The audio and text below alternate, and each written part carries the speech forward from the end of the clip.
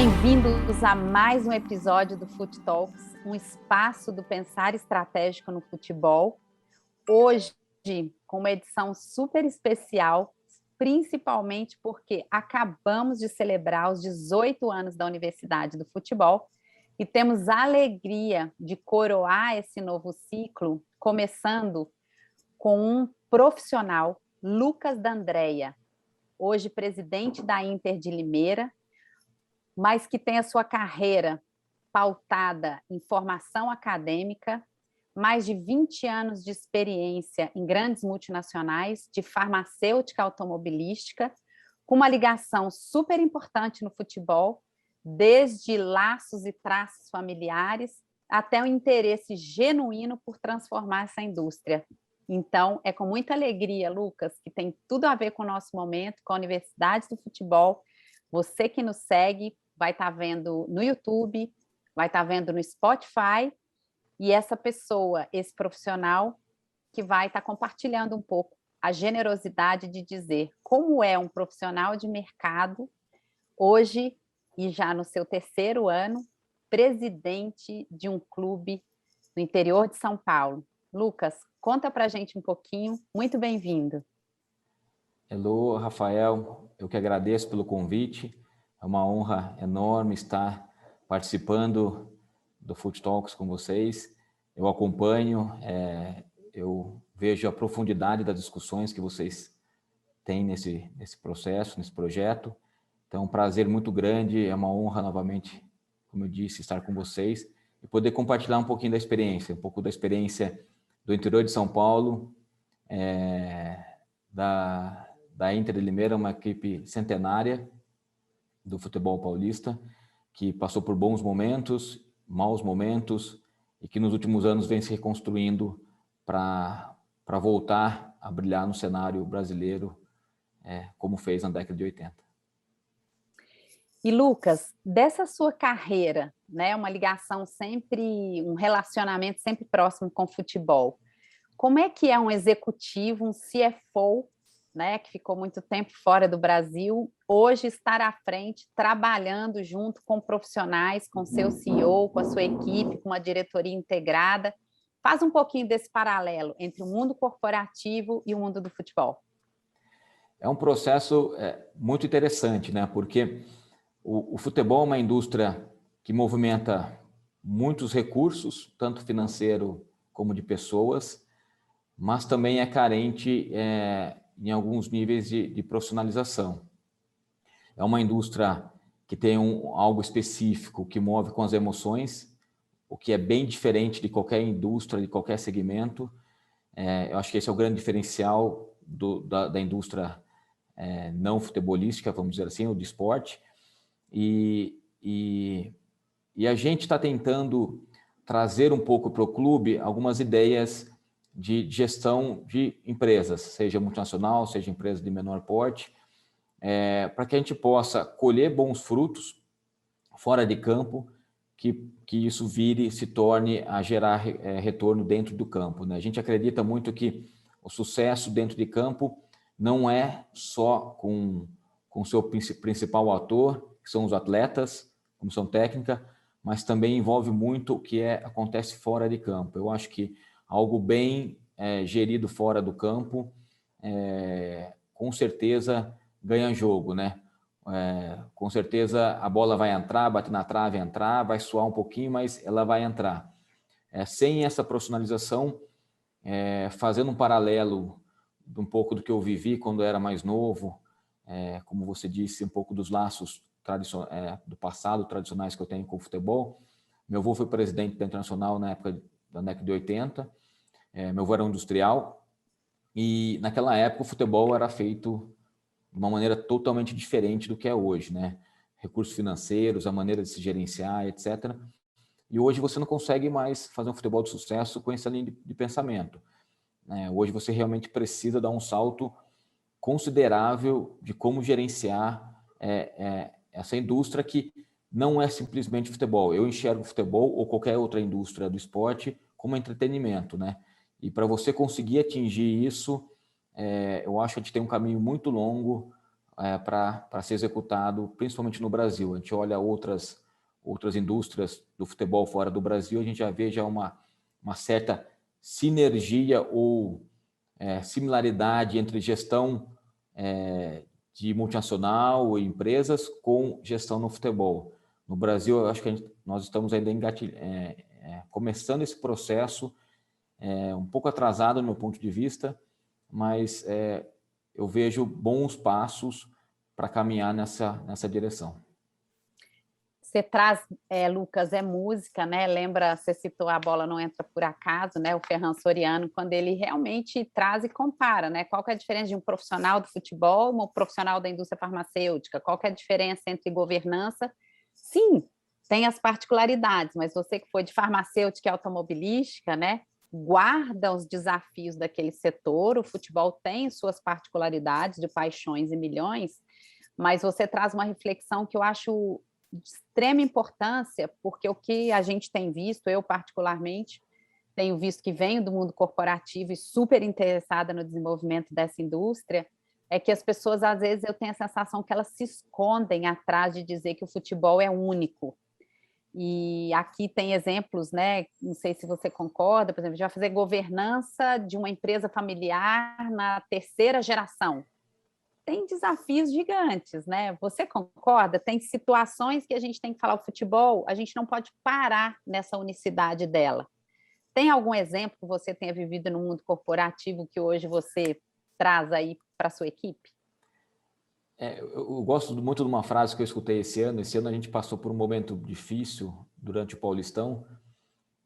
Nós tínhamos uma equipe muito boa, uma comissão técnica muito boa, um trabalho muito bem feito, só que a gente não conseguiu transformar isso em vitórias. Tivemos uma vitória e 5 derrotas em 6 jogos, metade do Campeonato Paulista, que é um campeonato muito curto.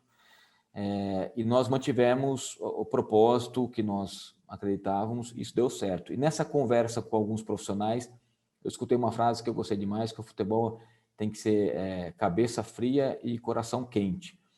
E isso me ajuda a trazer um pouco do que eu passei em algumas experiências profissionais. Eu sou, principalmente numa indústria americana, onde a cobrança por resultados é muito grande e resultados imediatos, que é algo muito parecido com o futebol, que você também é cobrado por resultados imediatos, eu aprendi a ser um pouco frio, né? Então, aguentar bastante a pressão e ser frio nas tomadas de decisões. Eu sou torcedor da Inter, eu só torço para a Inter, na verdade, eu não torço para nenhum outro clube. Geralmente no interior a pessoa tem alguns clubes além do clube da cidade, mas no meu caso é só só Internacional. E aí a gente consegue tentar separar essa emoção com a razão, né? Então a gente se esforça bastante para tomar a decisão com muita tranquilidade, com uma cabeça fria. Acho que a gente vai errar, como qualquer ser humano, faz parte do processo. Acho que quem está lá para apertar o botão que vai errar, mas a gente tenta ser muito frio nesse momento.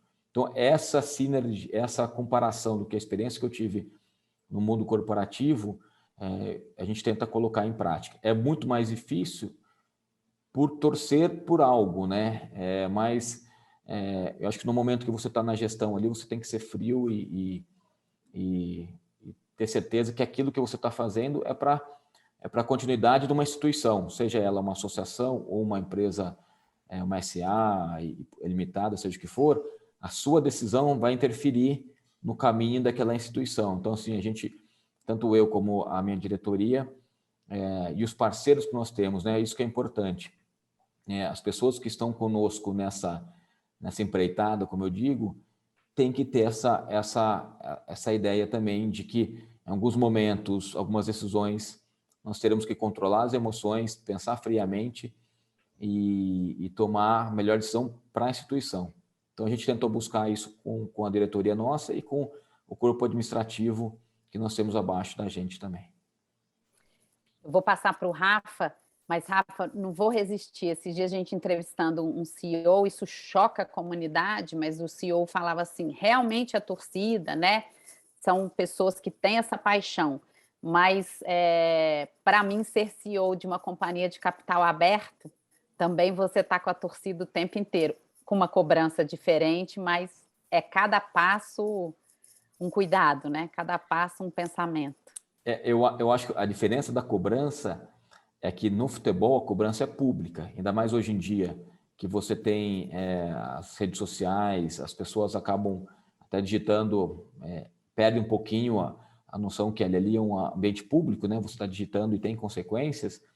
Numa companhia de capital aberto, essa cobrança eu acho que é num nível muito parecido, mas é mais fechado, né? Porque são reuniões de conselho, mas também não deixam de ser, são reuniões extremamente tensas, né? Então são cobranças duras e realmente acho que tem um paralelo interessante. Acho que tem sentido isso, sim. Ô, Lucas, no início aí da sua fala aí, na primeira pergunta da Elô, você falou que o futebol brasileiro está num processo ainda se engatinhando ainda à procura aí de uma mudança. Ao mesmo tempo, a gente está vendo muita coisa acontecendo, né? Você tem aí a lei do clube empresa sendo aprovada, você tem a questão do fair play financeiro, você tem a lei do mandante, você tem aí nos bastidores a possível criação de uma liga. Você é do clube dos otimistas hoje em relação ao futebol brasileiro? Como é que você vê esse período de transformação? Eu sou sim, porque para mim o futebol, a gente fala muito em fábrica, né? Tem frutas baixas, né? Então o futebol gera uma interação muito grande. O futebol tem um público muito grande, um público consumidor muito grande. E o Brasil é muito rico nisso. E o Brasil precisa passar por isso. O futebol brasileiro carece urgentemente dessa transformação. Se você olhar mesmo a nossa seleção nacional, comparar com algumas décadas e olhando hoje, esse processo já está mais desgastado, né? Mesmo as nossas joias no futebol hoje em dia, até o processo da base, o que nós, particularmente, eu acredito que a gente tentou copiar muito o modelo europeu nesse aspecto, e eu tenho algumas dúvidas com relação à modelagem de jogo para o padrão da cultura brasileira. Então, acho que isso tem que ser muito bem repensado, né? A gente mesmo aqui na Inter está fazendo um projeto que iniciou esse projeto que é formar um cidadão pensante. Então, o primeiro passo de um clube é formar um cidadão, uma cultura brasileira onde você tem inúmeras carências sociais, você formar um cidadão como um ser pensante, ele vai tomar a melhor decisão possível, seja fora do campo ou dentro do campo. Se ele seguir a carreira do profissional, do atleta profissional, ele vai ter mais facilidade de tomar decisões dentro do campo. E na parte de organização, eu vejo que muitas entidades, muitos clubes, aqui em São Paulo, por exemplo, não vou citar alguns nomes para não causar problema, mas a gente tem clubes que estão bem avançados nesse aspecto. A Federação Paulista, não é porque eu faço parte da Federação Paulista, o presidente Reinaldo me conhece, eu falo aquilo que eu acho que tem que ser falado, e a Federação Paulista está muito à frente nesse aspecto de gestão, então ela apoia muito os clubes que queiram seguir esse caminho de gestão, e eu vejo também outros clubes no Brasil, né? Você vê alguns clubes no Nordeste, no Centro-Oeste, clubes que estão despontando com uma consciência de seguir esse passo de profissionalização. Isso independentemente do modelo de empresa, né? Se é associação, se é clube-empresa, mas o modelo de organização tem que ser profissional. Você tendo um modelo de organização profissional, facilita a tomada de decisão consequente de qual caminho a instituição quer seguir, né? Se ela consegue sobreviver, como a gente tem na Europa, em alguns clubes, na Espanha, que segue o modelo tipo associativo, vamos dizer assim, um pouquinho diferente, mas tem essa característica. Se você estiver bem profissionalizado, você tem chance de ter sucesso. E vale também para o clube empresa. Se você não estiver bem organizado, o modelo de clube empresa também não vai te resolver o problema. Então, assim, eu vejo muitos clubes no Brasil e você vê isso claramente no sucesso desportivo, né? Você vê clubes bem organizados tendo sucesso considerável dentro de campo, tanto em resultados esportivos como de negócios de atletas, né? Então, isso chama muita atenção. A gente vem fazendo um trabalho interessante com nossa diretoria e nosso conselho, alguns conselheiros, para poder começar a discutir essa mudança que o futebol brasileiro vem passando, né? Então, eu acho que eu sou otimista desde que os dirigentes saibam separar essa questão de torcedor com a questão de gestão, porque o receio que eu tenho, por exemplo, é que na hora que você vai discutir uma liga, algo do tipo, a discussão vai para o sentido de tem minha cota vai ser maior, minha cota vai ser menor. Quando começar, esses são os caminhos que começam a gerar ruídos e que provavelmente algo não vai ter sucesso, né? Então, eu acho que vai ter que ter muita frieza também dos dirigentes que estão discutindo esses assuntos para tomar a melhor decisão para o todo, né? Não só para a sua entidade, né? Esse é um grande desafio. Acho que é um desafio interessante. Assim, quem está à frente hoje dessas organizações e tem a possibilidade de tomar essa decisão, acho que é uma baita de uma responsabilidade, mas para quem gosta de desafio, é um baita de um desafio também. Só pegando esse gancho aí, né, Lucas? Nós estamos gravando esse Foot Talks aqui na segunda semana de agosto, e hoje eu já li que a Liga já está ameaçada justamente por essas questões de interesses particulares em detrimento do todo, né? Então a gente não sabe se a coisa vai avançar. Eu queria até aproveitar isso. Nós estamos vendo aí o movimento da Liga, né? Principalmente aí dos 40 clubes da Série A e B. E como que existe alguma interação dessa possível liga, desse conjunto de clubes com os clubes da Série C e D, onde hoje a Inter está? Ou se não existe, Lucas, vocês da Série C e D estão tentando preparar algo nesse sentido também? Não há nenhuma interação. A interação que está havendo, basicamente eu pego o telefone e ligo para alguns clubes da Série A e da Série B para conversar, alguns outros agentes de federação que estão também participando, alguns profissionais que estão nesse processo de discussão. Então, dessa maneira que eu estou me inteirando do assunto, né? Eu acho que a Série C e a Série D, ele é um modelo de negócio muito deficitário. Então, para os clubes como nós, que estamos nesse processo de reconstrução, né? A Inter, ela teve, como eu disse no começo, ela teve seu auge da década de 80 e 90, depois dos anos 2000, começando dos anos 2000 até 2012, passamos por momentos bem difíceis, e começamos o processo de renascimento em 2012, com gestões que não deixaram o clube fechar e foram bravos em fazer um trabalho primeiro de sobrevivência, e agora a gente vem nesse processo de tentar fazer uma mudança conceitual.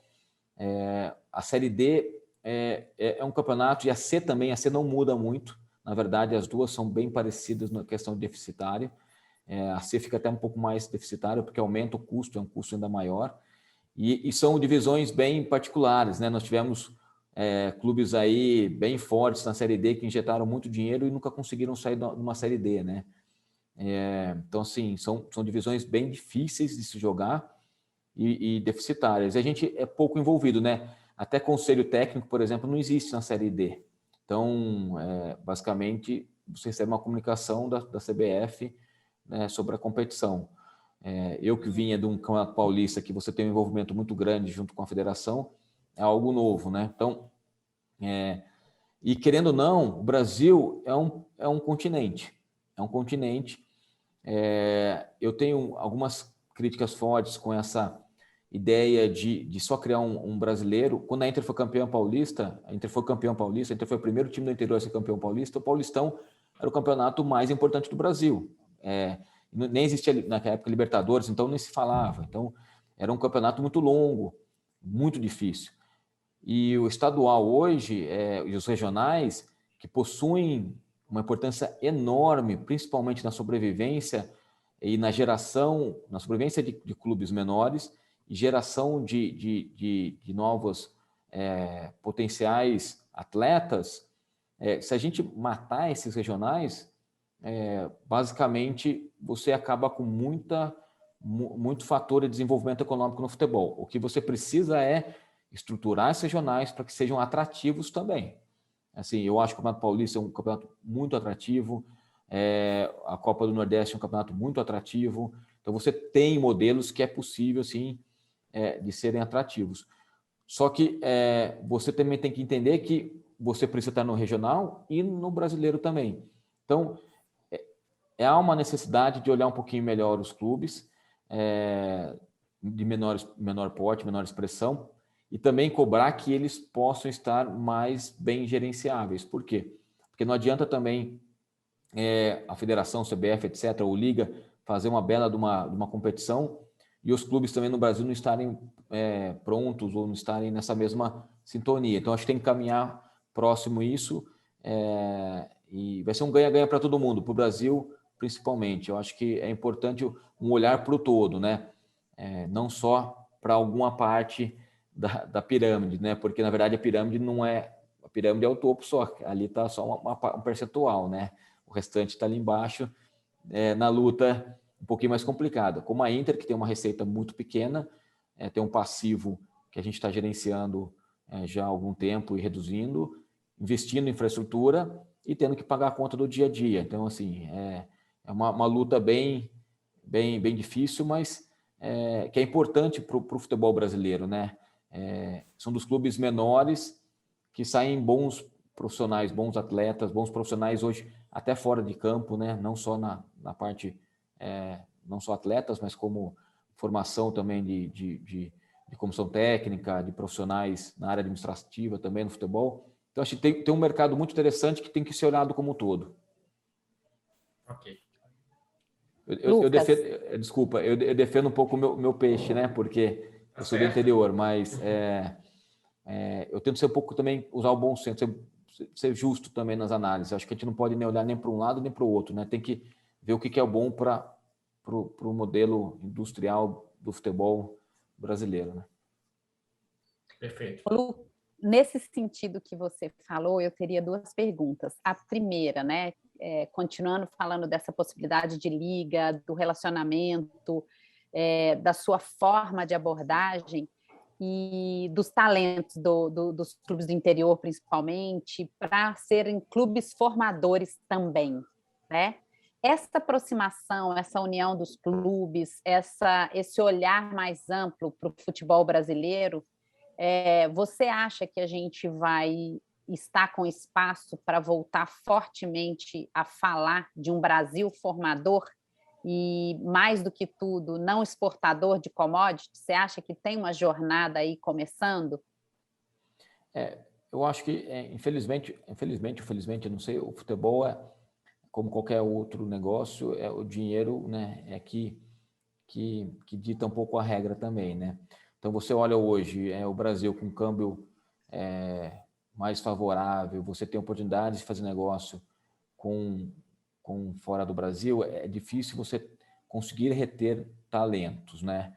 Isso para clubes bem estruturados, né? Então, imagina para clubes que possuem um ou outro nome surgindo a cada 5, 10 anos. Então, assim, fica até difícil de competir. Mas eu acho que se a gente analisar o balanço dos clubes e notar que você tem uma grande diferença dos clubes que competem em alto nível com os clubes que estão um pouco mais abaixo. E a pizza de receita te demonstra isso. Os clubes que geralmente estão competindo em alto nível possuem uma receita considerável de vendas de negociação de atletas. Os que sofrem mais possuem pouco recurso nesse sentido, né? Então, assim, os clubes entendem também que nessa pizza de receita você tem cota, você tem patrocínio e você tem as negociações de atletas. E as negociações de atletas têm um peso muito grande para o fator competitividade, né? Seja porque você tem atletas mais formados com o perfil de jogo que você queira, que estão no seu elenco, então você se torna mais competitivo, seja por negociações que tragam recursos para você reinvestir no seu clube. Com isso, eu acredito que muitos clubes já estão olhando para esse fator. Obviamente que a pandemia atrasou um pouco essa questão, não só nisso, né, numa forma de educação como um todo, e agora que a gente vai voltar a retomar esse processo, e eu acho que é um olhar que tem que ser bem investido um bom tempo. E aí tem um ponto que é o recurso, porque quando você olha o seu orçamento num clube de futebol, você tem um dilema. Qual que é o dilema? O dilema é você conseguir ser competitivo dentro de campo, para que você se mantenha ou suba uma divisão, ou se mantenha na divisão que você esteja, e sobrar recursos para que você possa investir na sua categoria de base. Então, assim, como fazer isso? É muito difícil. É muito difícil, porque você tem... Qual que é a decisão? Eu vou formar um elenco que vai me diminuir as chances de eu ter um problema de rebaixamento, por exemplo, ou eu corro o risco e invisto na base ou invisto numa infraestrutura. Então, assim, esse é o dilema que a gente passa aqui na Internacional.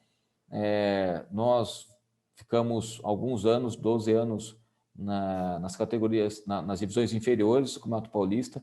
Voltamos em 2000, subimos em 2019, 2020, que foi o ano passado, depois de muito tempo, 15 anos, 13 anos, a gente estava de volta no Paulistão.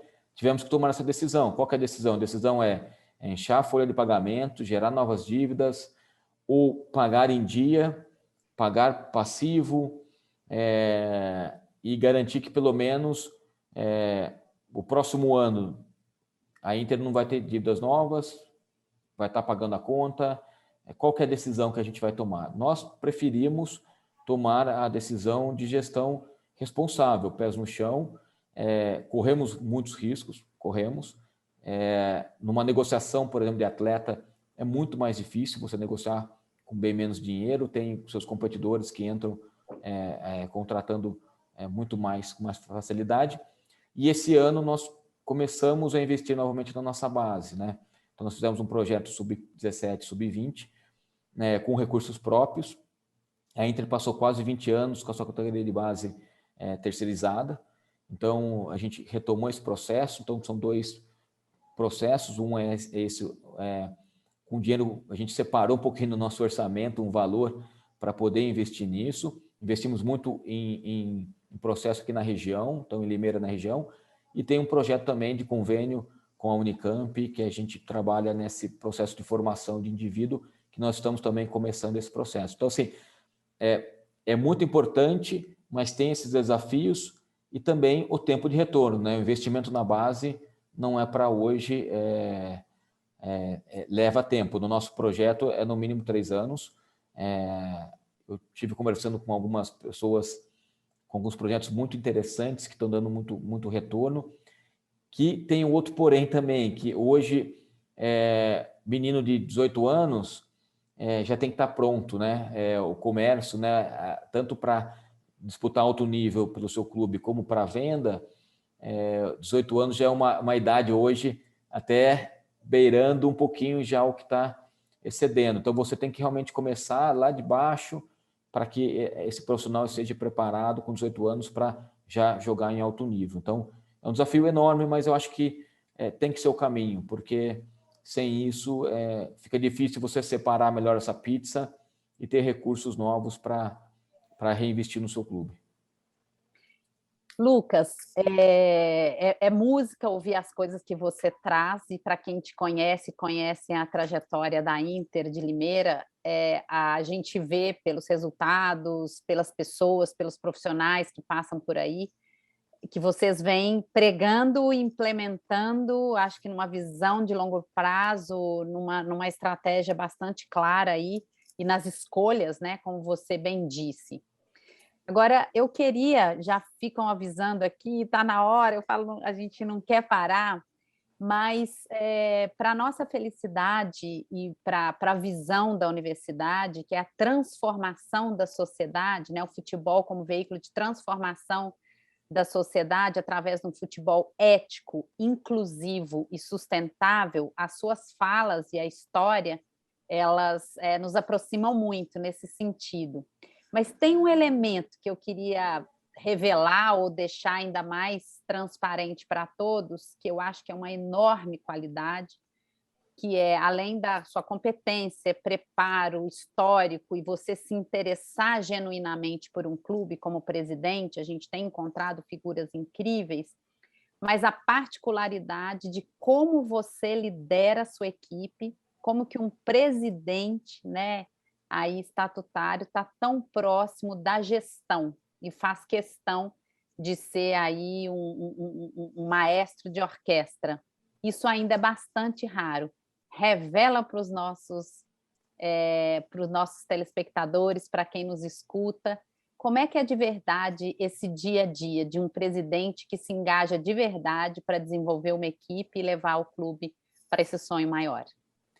Eu acho que, primeiro, né, eu não trabalho sozinho, né, então eu trabalho com uma equipe. Então, assim, primeira coisa que nós fizemos, nós somos uma associação, então nós somos abnegados, a gente não tem retorno, cada um, nós temos nossa profissão, né, nossas remunerações fora do futebol, então esse é o primeiro desafio. O que nós tentamos fazer é formar uma diretoria de profissionais, então pessoas que têm uma experiência no mercado como um todo, ou seja, de outras multinacionais, ou de bancos, ou empresários, advogados, então pessoas que pensassem da mesma maneira que a gente tenta pensar. Então, essas pessoas são fundamentais para o sucesso, porque eu delego, eu não consigo fazer tudo sozinho, obviamente, então essas pessoas são fundamentais para que a orquestra funcione, né? Para que tudo funcione. Então, para que são tantos assuntos, são tantos problemas para a gente resolver, eu brinco que qual que é a nossa principal função? É resolver problema. Então, assim, a gente tem que estar apto para resolver problema. Então, essas pessoas também entendem isso e trabalham diariamente também com essa dificuldade de agenda pessoal e profissional com a internacional, então, para fazer esse processo. E nós decidimos, com base dessa diretoria de abnegados, profissionalizar abaixo da gente. Então, nós instituímos um cargo que é o CEO, que é um cargo, um nome bonito, né? Mas é um nome de gerente geral, vamos dizer assim, e essa pessoa, no dia a dia, através da nossa estratégia, nosso ideal, quando faz nosso, é nosso de toda a diretoria, do clube, do conselho também deliberativo, essa pessoa junto com a equipe, que é uma equipe enxuta, a Internacional também é uma equipe enxuta, toca o dia a dia do clube com esse conceito profissional. Então, a gente tentou fazer um modelo de negócio que fosse sustentável para esse modelo de associação que hoje nós temos no clube. Então, assim, basicamente é isso, vestir mesmo a camisa de uma forma literal. Eu acho que a gente procura, que é um grande desafio dentro de uma associação do clube de futebol, é evitar politicagem. Acho que política faz parte do relacionamento, mas politicagem ela é proibida. Assim, é uma coisa que eu não tolero realmente. Para mim, politicagem mata qualquer instituição. E isso existe também em multinacional, existe politicagem em empresas também. Então, assim, a gente elimina esse tipo de discussão. O que nós queremos é entregar resultado e que o clube seja sustentável. Basicamente é isso. Essa maneira que a gente tenta, até um pouco simplista, o pessoal até fica bravo às vezes comigo, fala, Lucas, a gente precisa sentar para conversar, tal. Gente, nós temos tanta coisa para fazer, vamos abraçar aí, vamos seguir firme no propósito de resolver problemas. Acho que esse é a minha grande mensagem, talvez, que eu possa compartilhar, a gente está aqui para resolver problemas e tendo pessoas que pensem muito parecido, que entendam isso e nos ajudem a resolver problemas todo dia, toda hora. Essa é a parte interessante da Inter. Basicamente é isso. Excelente, é bacana fazer um bate-bola desse, entendendo esse sonho grande, entendendo medidas estruturantes e responsáveis, repetindo aí, né, rumo também certamente a um futebol ético, inclusivo e sustentável. Quem nos escuta, nos acompanhe nos canais, nos acompanhe com personalidades, com essa generosidade de compartilhar não só as receitas, mas as suas formas, as suas estratégias, a gentileza de trazer aqui, compartilhar, porque a gente cresce junto. Foi maravilhoso te ouvir, certamente uma aula magna. Então, muito obrigada. Vamos ficar ligado e acompanhando a Inter de Limeira dentro e fora dos campos. Obrigada, Lucas. Obrigado, que eu agradeço. Obrigado, Lucas. Foi muito bom.